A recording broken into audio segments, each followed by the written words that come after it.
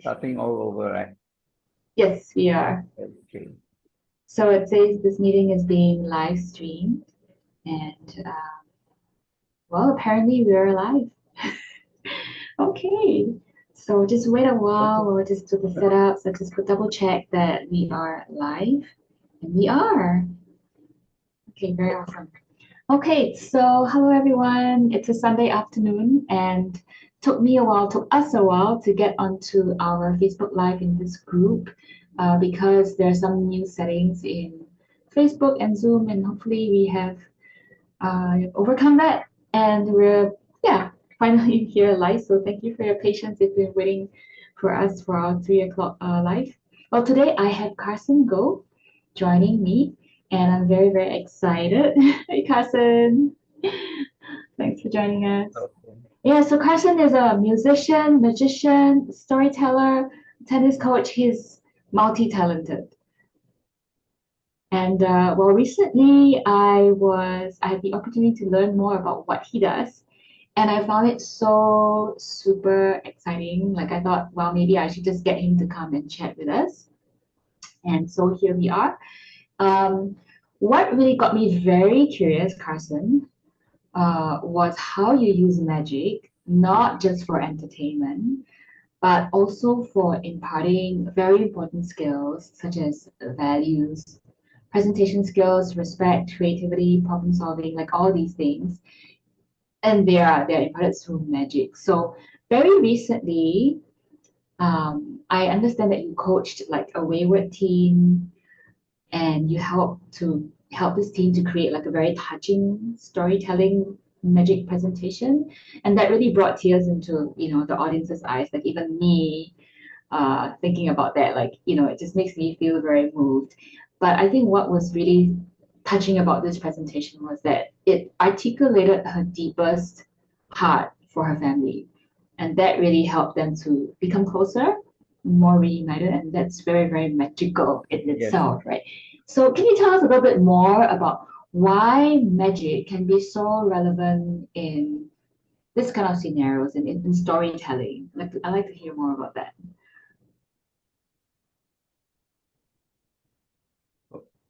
Oops, we might be having a bit of a internet. Right. Oh, there. Okay. So I'm not sure if you can hear me. My screen is frozen. Yeah. Yeah, but I think uh, my background basically, I firmly believe that everyone has a story, right? And Mm, I did magic and I did journalism, which is basically storytelling. And I kind of put them two together. Very coincidentally, my magic teacher actually said the first sentence he said when he went up in class, he said, the magician is first a storyteller. Yeah. And that really stuck with me. And I was really asking why. And a few years later, I became a journalist. Then I realized that stories are very, very powerful. Yeah. And, you could show some magic and, a rose appears from nowhere, but it doesn't mean anything. Yeah. But if you can make the magic to mean something, to send a message to say I love you, or to send a message to tell your life story. I think that inspires. It helps people to remember the different milestones of your story. And it helps people to identify with your story and say, look, if this person did something to her life or his life, so can I. Yeah, so I think that can be very inspiring, and people can learn from it. Yeah. yeah. So yeah. That's so cool, Carson. Yes, I've watched some of your videos as a journalist, and you were doing a couple of those, and that's really really cool. But what I find very impressive is bringing together that journalist, the storytelling expertise you have, and coming out with putting it together with magic, integrating that. And I remember, well, being fortunate enough to watch another one of your storytelling magics about in the corporate scenario, how you recounted how this company grew and the passion and heart of the founder. in bringing this company through the years and beyond. So that was so very cool, and that really stuck with me as an audience as well. So that's really powerful. Yeah.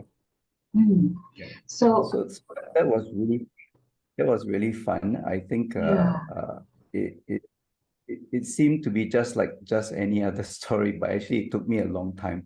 I spent a long time to speak with the person I was telling a story about, and basically I told her I'm going to tell a story about you through magic, but she didn't even see the magic before the day itself that I wow, presented it. Yeah. So, but I had to ask permission to to say certain things that are very private to her. Can mm, I say this? Can I say that? And I just wanted to make sure that we are aligned so that I don't say things that she's not prepared to reveal at that particular occasion. Yeah. So, but as it turns out, she really liked her story, and the most heartwarming is that her mother actually came up to me and say, "Thank you for telling the story." I think that really touched me a lot because yeah, of all the people, what I said actually reflected uh, the real thing, and the mother I especially identified with it. Yeah. yeah. So that actually one person who just told me that it meant so much to me. That's Yeah. really moving. Wow. Yeah, that's so powerful. Thank you for sharing that, a little bit more about that particular scenario. So yeah, really, I've never thought about all the benefits of magic until I started talking to you about it. Because up till then, I was always thinking, oh, magic's just entertainment, right? Like appear, disappear, appear, disappear. Well, I know that there's so much more to magic than just the storytelling. So maybe can you tell us a bit more about what other benefits are there about learning magic as a skill? Okay. Yeah. So actually, when we perform magic, you really need to learn how to be present with your audience, right? So if you have no eye contact with the audience, you don't build rapport with audience, and if your voice is not loud enough and the audience can't hear you, or if they can't see you, they can't connect. Yeah. So all these are really prerequisites, when we tell kids or adults when you perform, you need to be visible, you need to be heard. Yeah. So and basically for all kinds of presentations that we do, it's the same thing. You need to be heard and Mhm. you need to be seen, right? And basically our magic routines are very visual in nature, very visual in nature. And when you tell a story or you tell a certain routine sequence, and if something changes from A to B, and people will remember it if it is very visual. Yeah. So I personally believe that most of us are very visual learners, right? We can identify with something that we can see. Not everyone is able to visualize something when you mention a certain scene. It's got to have some form of language skills. But if I can not just tell you the scene, but show you something that represents the scene, you will tend to remember. Yeah, and that's why a corporate magic can be so powerful, because if the CEO wants the company, right, the company staff to remember three things for the next year, for example, and Mm, in likelihood, people will forget speech, right? But if I can do the routine and to wow. people to remember those three important things, and how it works is basically people see the magic and say, "Hey, how did he do that?"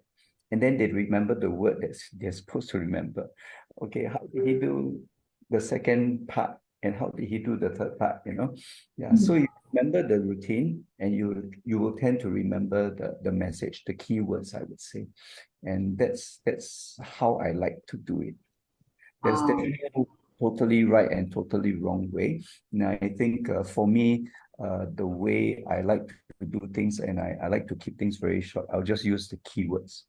Keyword one, keyword two, keyword three. Yeah, and as long as the people remember that, it works with gospel magic also. It's the same principle, Mm. yeah. Normally in gospel magic, take action A, take action B, and take action C. Yeah. Yeah. Wow. You can't remember 20 things anyway. So just three is a good number for me. Mm. Yeah. So speaking about memory, I think in your magic workshops, you're teaching your magic students how to memorize things and how to learn. Would you like to share a little bit more about that and how that relates to magic? Yeah, so basically, I use a very simple song when I learned when I was a kid. This old man, he played knick-knack on my drum. So basically, how it works is that every number or every numeral has an object related to it. In the case of this song, for me, one is represented by the word drum because it rhymes. And as most of us would know, if you know the song, two would be shoe, and three would be the tree outside, four will be door, and five will be a beehive, something like that.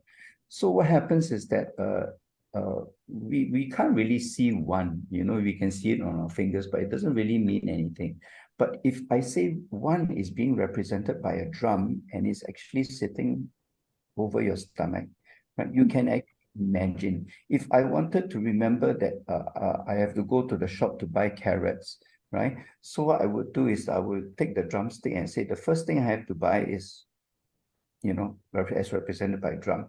I will beat my drum, and instead of hearing the drum sound, I will hear this funny muted sound, and I look down and it's a carrot, right?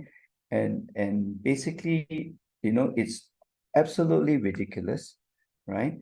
And doesn't happen in real life. And what happens in this type of representation is that it is very mentally visual, and people remember it. Kids especially like it, right? So I did this exercise in this workshop, and when you flash something like, number one, with less than a second, they already remember what the item that they're supposed to remember. Yeah, And I have it's, a video of them doing that. Shall I share it? you can, Would this yes, be a good point to share that? you So can. let me see if I manage to. Do you see it, Carson? Oh, yes, I do. Yeah. Okay, let's try to.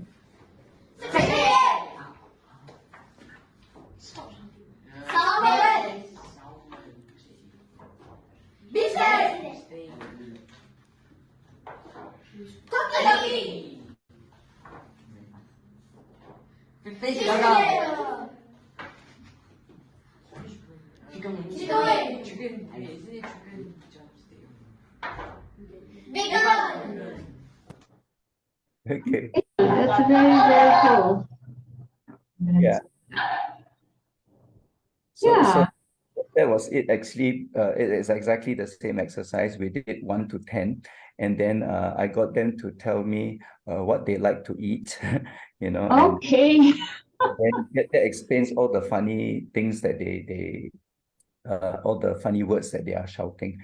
Basically, at that point in time, they were hungry, and some said chicken wing, and some said a fish burger, and all that. Yeah. But it's a very fun way to do it. And I did guarantee them that actually, just by having fun, taking about 10 minutes only just to remember those things, by the end of the day, they can't forget it. Mm. Actually, can't forget it. Just go from 1 to 10 and you'll remember everything. And Wow. yeah, and they had so much fun doing it. But what I did in the workshop was also what I like to call my segment called possibilities. With all this knowledge that we have, after learning that magic can be done this way and memory magic can be done this way, what are the applications that we can do in the rest of our lives?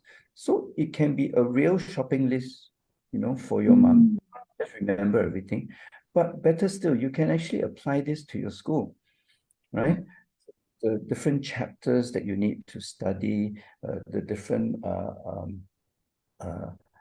things that you need to remember in this particular chapter, you Yeah. can use the same method. Maybe not this particular method because it's limited up to 10, okay, but there are other memory methods. But this Sure. is the start of it. This is the very basic, and once you believe that these mental images can work, you can go and try all the others because there are other packs, we call them, not up to 10, but up to 10,000, right? Mm. But in a school setting, we don't even need that. Even if you have 50, it's very, very good already. Yeah. So you imagine that in an exam, when we are panicking, sometimes it is not we don't know our word. We can't retrieve what we remember from our brain. You get that mental block. But if there was a fun way of putting it in and taking it out, voila, you don't take so much time to complete your exam. Yeah. So that's the memory part of it. Yeah. That's very cool. So I was muting myself because I was having a lot of videos popping out on my on my screen, and there's videos of this kid, the kid, some of the videos he shared about them, and what they learned. Should I play those since they're kind of on my screen at the moment? Right. Okay. Let's see. See if I can find them. Am I sharing this? I think it was. Okay. Let's see. So this boy saying, At the Life Skills Magic Workshop, I learned new ways to study my school materials. Oh, yeah. I think that he learned new ways of studying, right? Something like that. Exactly what I was talking about just now. Right. But basically, after having that fun exercise, they all had like, wow, I have memory magic and all that. But then Yeah. when I actually told them, look, can you apply this same principle Mhm. with schoolwork? And then this guy, he lit up immediately and says, yes, and that's exactly what he shared. Yeah, Okay. yeah, yeah. Right. And I think one other child was talking about memorizing times tables or Okay. I don't know. I don't know if it's this child. Let's see. I'm gonna share that so I'm not the only one watching it. Well, I just thought like this is so interesting. Like, how does that work? So let's try. Oh, okay. At the Life Skills Magic Workshop, I learned how to multiply big numbers by 5. Yeah, multiplication. Yeah, I remember that. He said something like that. Yeah. Cool. This one is so cool. During my last workshop, a lot of them are 12-year-olds, and we all have that basic multiplication exercise thing, 7 times 6, 7 times 9, and all that, and we just memorize it, right? But then I actually showed them a special way of multiplying things by 5, right? And basically any two-digit number, no matter how big or small, they can do it. And it's actually very, very easy, and I mean, for example, we can go, what is 46 times 5, and it's like, in what portion of daily life do I need to multiply 46 times 5? But it's actually very easy, because you take a look at 46, and what is half of 46 is 23, right? And then you just add a 0 after that. That's your answer. Wow, I didn't even know that. So I learned something new too. So that's for the Awesome. even numbers, and there's Right. a slightly different method for the odd numbers. Okay. And I mean, you can immediately tell the 10-year-old girl even, what is 88 times 5. It's very daunting. It's a huge number, but Mhm. it realizes that 88, okay lah, 44. So the answer is 440, right? Whoa, Yeah, I mean, okay. yeah, and That's cool. they can always confirm it with the calculator. But then the question is, why do I need the calculator if I have this very fun, easy method to do? And that's why this boy was so excited, because he says, wow, I have new way of doing it, right? I don't have to so-called multiply the normal way. sometimes what they will do is 88 is times 5, right? So 88 plus 88 plus 88 5 times. Right. That's what some of us do. Yeah, but it's not necessary to go through that. Yeah. Yeah. Wow. So then even the older kids goes, actually when you multiply something by 10, it's actually times 2 times 5, right? Yeah. So if you only multiply it by 5, then it's like, minus one of those procedures. That's how simple. Okay. So all these little tips and tricks all weaved into also learning magic and presenting I that. call it magic, and I find that magic, when you use the word magic on people, basically it's something that I know that someone else doesn't know, right? To me, this is number magic.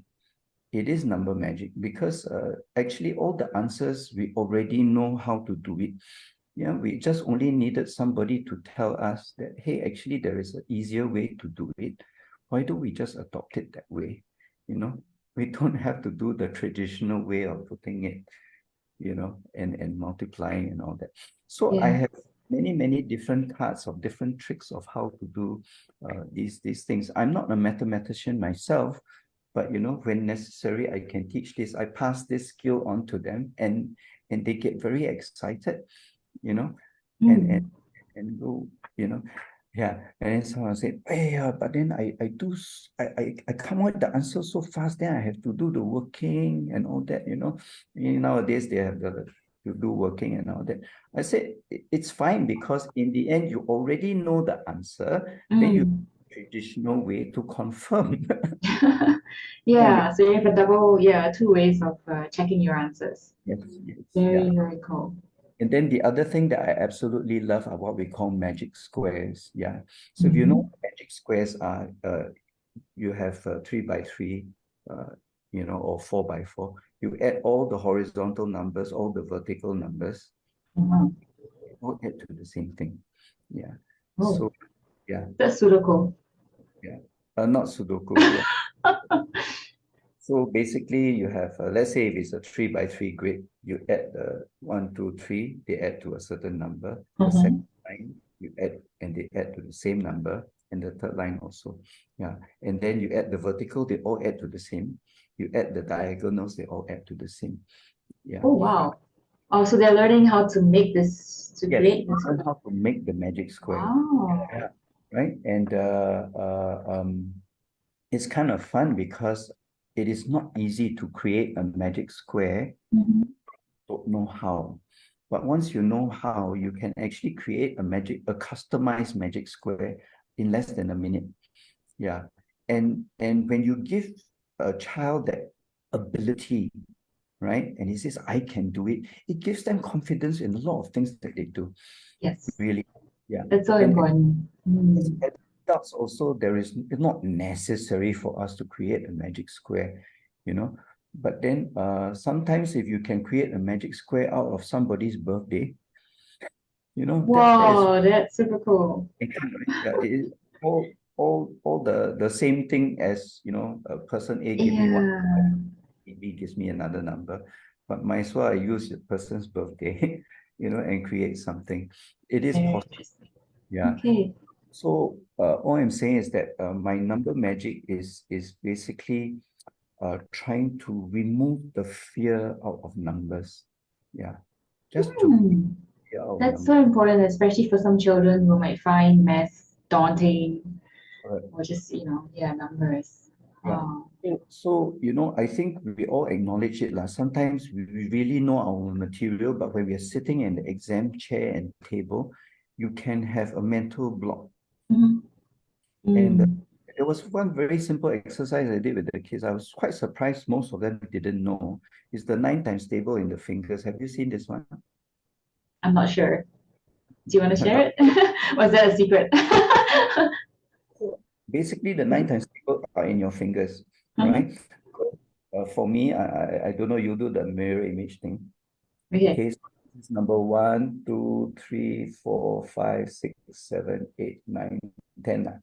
Okay, so if I ask you, what is 2 times 9. So what you do is you put down the second finger. For me, I will put down my second finger. Okay. And now So I'm left with would 1 that be this before side the or this second. side? Okay. No. 2. So as you look at your own fingers. Yeah. So Okay, so it should be this one. I'm left with 1 before that finger and 8 after that finger, right? Yeah. Yes. Yeah. So the answer is 2 times 9 is 18. All right.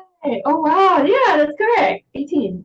If you don't believe, right? If you don't believe, I ask you what is 4 times 9. So you put down the fourth finger.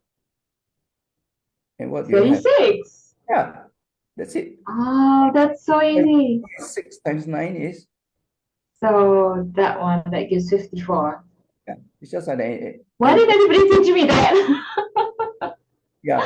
That's super cool. Some primary school teachers teach that lah, but Okay. but what I'm saying is that, why do I need to memorize something? Mm, Answers are in my fingers. You know what I'm saying?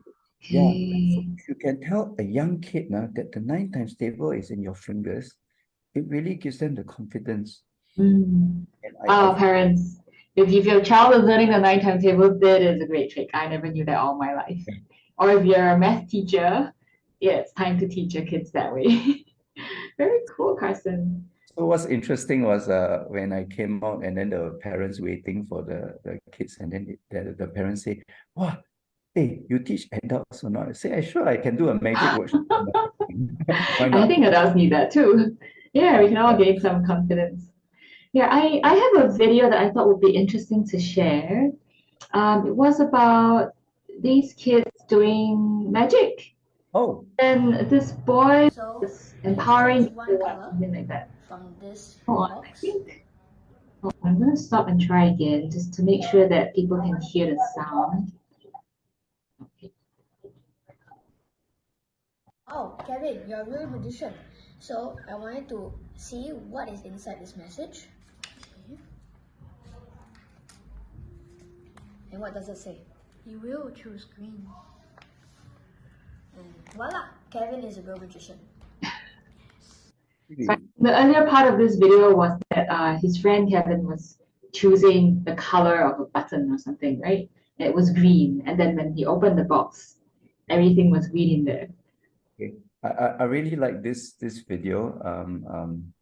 So there are 2 boys. The boy who was presenting the magic, actually, he didn't touch the box at all, right? He didn't touch the box. It was the audience, the other boy who chose the green one, and Yeah.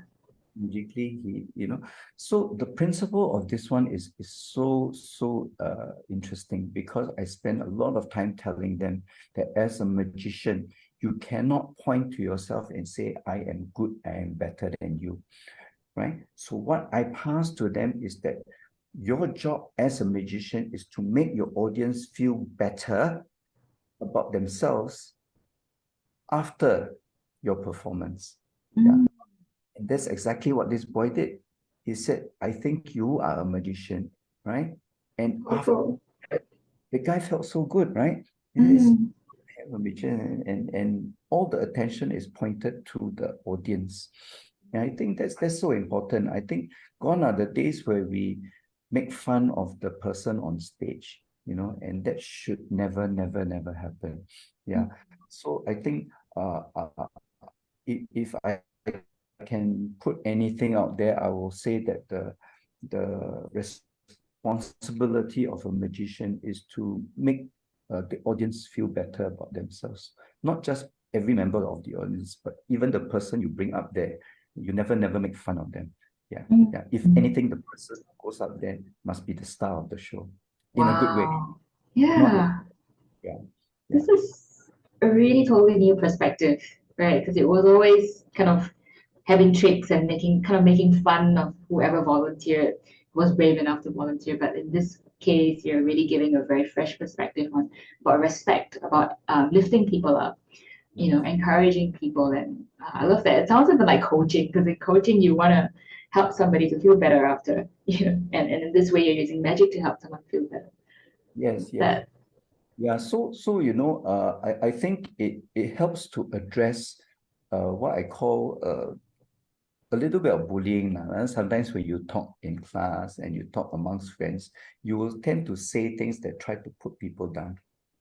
Oh, I know already, or you know, uh, you've done this before, it's so boring, but I told them that as a magician, you can't talk like that, right? Yeah. If you've seen it before, you have to say, wow, I saw this before, it's so cool. Can I see it again? Right? So give the person some acknowledgement. Yeah, I think that's very important. Uh, I think within the class also, you'll find that we are actually quite used to talking down to people.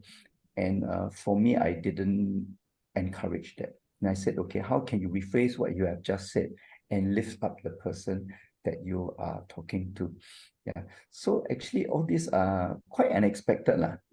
I feel that it is important to do as a magician, but I feel that in the end, if they follow these principles, they become so much better people in the future. Yeah. Yes, that's what we really need, our next generation. It sounds like a really well-rounded, holistic workshop that you're offering. It's not just magic, it's not just about applying magic to schoolwork, it's also about values, respect, building confidence.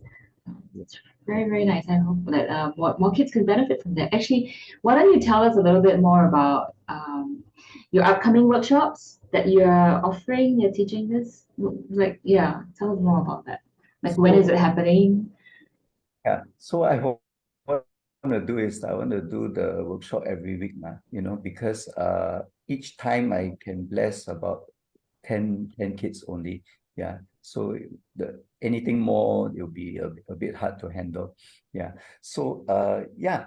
So what happens is that the with the group that I had last week, I think it was really, really encouraging. I didn't expect them to be so excited. And I'm so happy that they were very excited. And the the takeaway basically in the end is that yes, I will do something about it, right?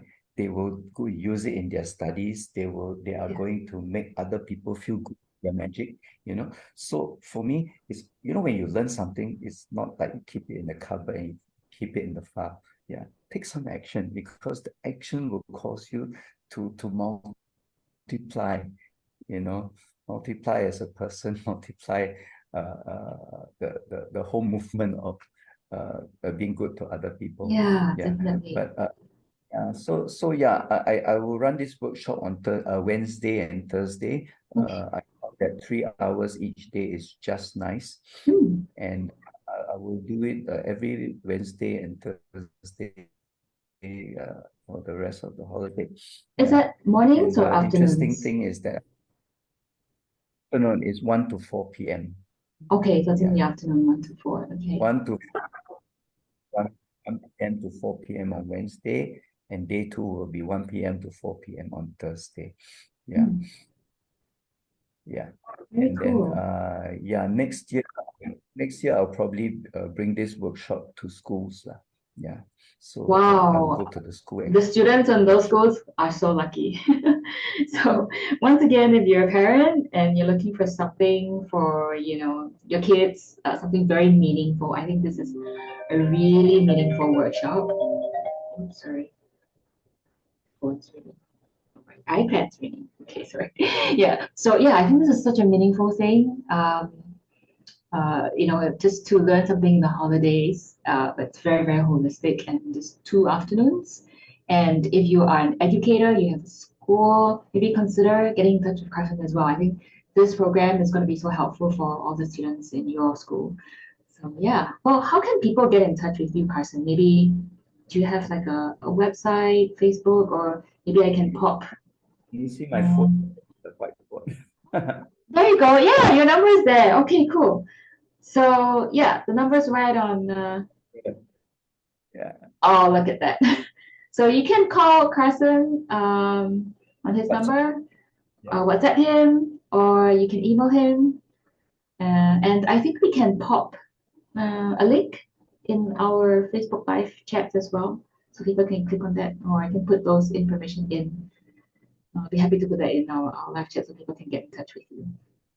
Yeah. Wow. Thank you for sharing so much today. I was planning like 20 minutes. I think we've spoken like half an hour more already. There's so much to learn. Any final words from you about magic or learning? Final words, I firmly believe that we all learn best when we are having fun. Yeah. And I think that any kind of setting that the kids or even adults are having fun, where we are most relaxed, that's where we learn the most. Yeah. And and the best part about all these memory systems is that, it takes you like 5 minutes to learn, and you never have to look at your books again. Yeah, it's kind of amazing. I mean, you have to try it to believe it.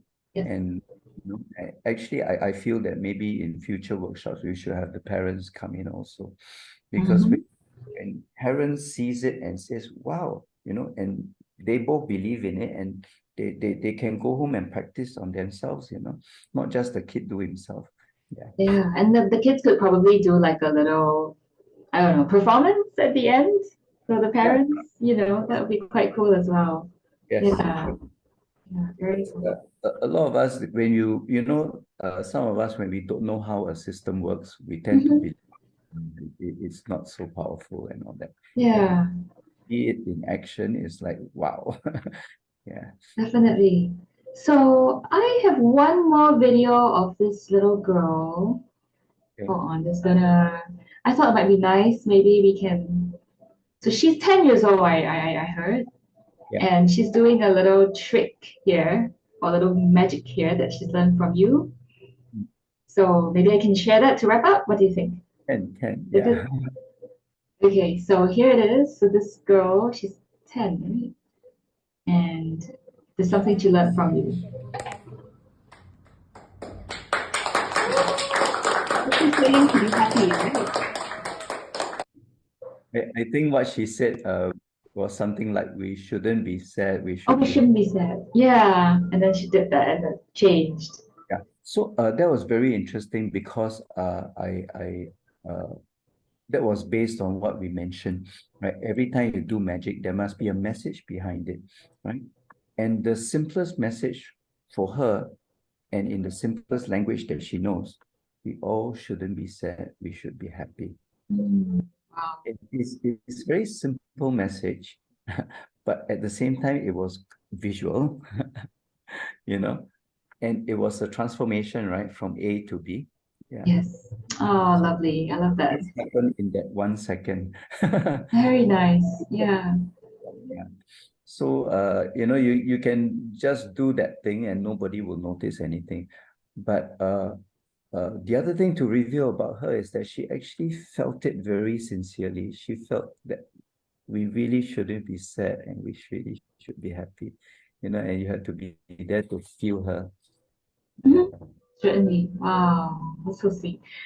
Well, thank you so much, Carson, for sharing today. We could talk forever. I learned so much and it's so exciting. So, yeah, I hope that if you're listening in or watching our replay, that you took something away with you as well. And yeah, please feel free to get in touch with Carson if that's something that you find helpful, or feel free to share about his magic workshop with people around you. Okay, thank you so much, Carson, for today. Thanks for having me. All right. Bye, everyone.